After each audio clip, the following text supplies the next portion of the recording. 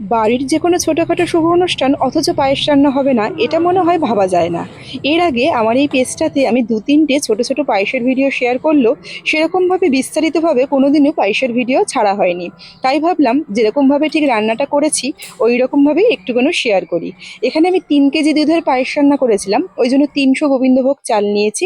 চালটাকে খুব ভালো করে একটু ঝেড়ে পরিষ্কার করে নিয়েছিলাম, আর সেই সাথে ২ চামচ ঘি দিয়ে একটু ভালো করে মাখিয়ে রেখে দিয়েছিলাম প্রায় আধা ঘন্টার জন্য। এতে পায়েসের গন্ধটা কিন্তু দারুণ সুন্দর হয়। সবার প্রথম কাজটা সেরে ফেলেছি, এটাকে সাইড করে রেখে দিই। এইবার একটা বাটির মধ্যে অল্প কিছু ড্রাই ফ্রুটস নিয়েছি। আমি এখানে অল্প পরিমাণে কাজু আর অল্প একটু কিশমিশ নিয়েছি। দুটোকে একটুখানি ভালো করে ধুয়ে জল দিয়ে একটু ভিজিয়ে রেখে দেবো, এটাও পরে ব্যবহার করব। আর আমি এখানে ৩ কেজি দুধের জন্য মোটামুটি ৩০ গ্রাম মতন গুঁড়ো দুধ নিয়েছি, এটাও পরে ব্যবহার করব। এরপর যেখানে পায়েসটা রান্না করব সেখানে দুধটাকে একটু ছেঁকে নিচ্ছি। তবে যদি প্যাকেট দুধ ব্যবহার করে থাকেন, ছাঁকার কিন্তু একেবারেই দরকার নেই। আমি এখানে গরুর দুধ ব্যবহার করেছি। গরুর দুধে অনেক সময় তো একটু গুঁড়ো গুঁড়ো ময়লা থাকে, ওই জন্য এই দুধটাকে একটুখানি ছেঁকে নিতে হয়। সবার প্রথমে দুধটাকে একটু ফুটিয়ে নেবো, তো সেক্ষেত্রে আমি গ্যাসের ফ্লেমটাকে একদম হাইতে করে খুব ভালো করে কিন্তু দুধটাকে ফুটিয়ে নিচ্ছি।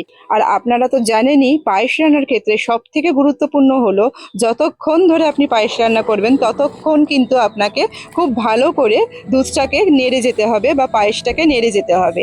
এখানে দুধটা গরম হয়ে যাওয়ার পর আমি যে গুঁড়ো দুধটা রেখেছিলাম তার উপর ২ হাতা গরম দুধ একটু রেখে দিচ্ছি, তাতে ওই দুধটা দিয়ে গুঁড়ো দুধটাকে আমি একটুখানি গুলিয়ে নেব। এইটা আমি আরেকটু পরে ব্যবহার করব, এখনই ব্যবহার করছি না।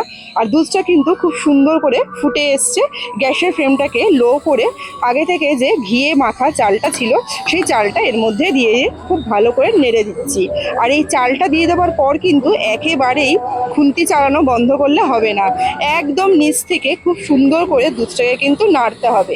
মোটামুটি মিনিট ২-১-এর জন্য যদি একটু খুন্তি চালানো বন্ধ করেন তাহলে নিচ থেকে লেগে গিয়ে একটা ধরা ধরা গন্ধ ছাড়বে। চালটা একটু চেক করে নিলাম, চালটা হতে কিন্তু আরেকটু বাকি আছে। আর ওই পর্যায়েতে গিয়ে আমি যে গুঁড়ো দুধের যে গোলাটা ছিল দুধ দিয়ে, ওই গোলাটাকে এর মধ্যে দিয়ে দিলাম। দিয়ে খুব সুন্দর করে সব কিছু আবারও একসাথে মিশিয়ে নিচ্ছি। আর মিষ্টিটা দেবো কিন্তু একদম শেষে। আর এখন দেখুন আমার যে পায়েসটা সেটা কিন্তু একদমই হয়ে এসছে, একেবারে অল্প একটু হওয়া বাকি আছে চালটা সিদ্ধ। আর এই পর্যায়ে এসে আমি পুরো চিনিটা দিয়ে দিলাম। ৩০০ গ্রাম চাল নিয়েছিলাম, এখানে চিনি দিয়েছি ৪০০ গ্রামের থেকে একটু কম। সব কিছু দিয়ে খুব সুন্দর করে নেড়ে ছেড়ে যে কাজু কিশমিশটা ভিজিয়ে রেখেছিলাম সেই কাজু কিশমিশটাকে ওপর থেকে দিয়ে দিলাম। দিয়ে হালকা একটুখানি মিনিট খানিক নেড়ে ছেড়ে নামিয়ে নিলেই কিন্তু জন্মদিনের পায়েস একদম রেডি।